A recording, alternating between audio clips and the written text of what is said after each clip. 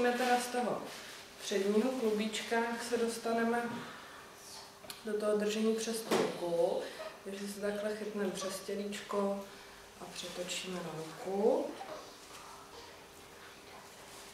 Tak, tady zkontrolujeme, aby byl jakoby symetricky, aby to dítě bylo v ose, aby tam nebylo natočený. Jo? Tak.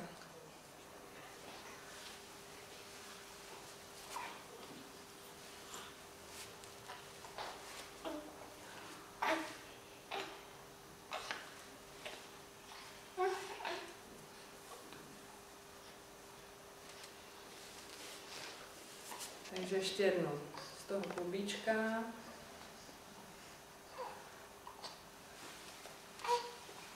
Jo, tak. Nebo nám šlo. A teďka zpátky.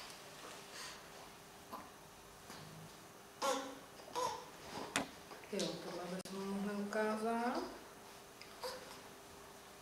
Dopředu. No, ještě se může nosit to maminko takhle.